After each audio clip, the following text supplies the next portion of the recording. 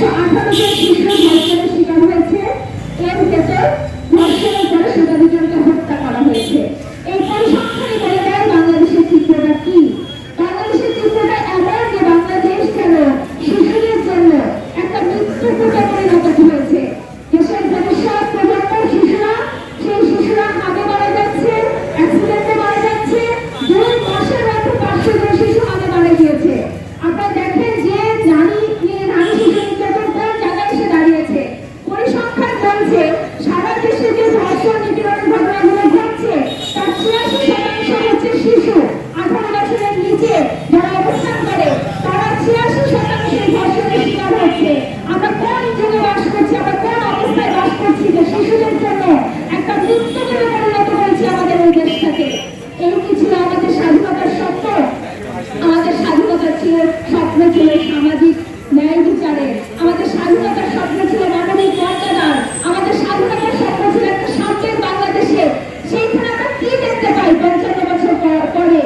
এখন রাধিকার বাবা বলতে বাধ্য হন যে আমি বিচারের আশা আর করি না।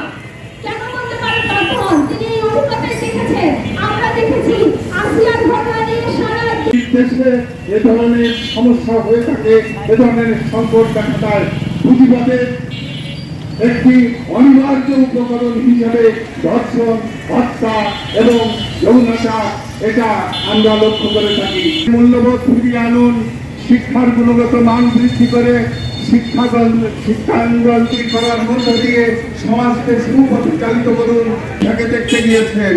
আমি সরকার প্রধানকে, মাননীয় প্রধানমন্ত্রীকে সারা দেশে নারী নির্যাতনের বিষয়গুলো আপনারা দেখেছেন। মত সৃষ্টি করে কিভাবে নারীকে লাঞ্ছনা করা হয়েছে। ঢাকা বিশ্ববিদ্যালয়ের মধ্যে একটা উন্মুক্ত প্রান্তরে, একটা বিশ্ববিদ্যালয়ের মধ্যে জায়গায় বিশ্ববিদ্যালয়ের ছাত্রী, সেখানে একজন কর্মচারী নামে লাঞ্ছিত হয়েছে। সেই লাঞ্ছিত হওয়ার পরে তিনি যখন মামলা করেন তাকে গ্রেপ্তার করা হয়, তাকে জামিনের জন্য আবার মত সৃষ্টি করা হয় সেই থানায়।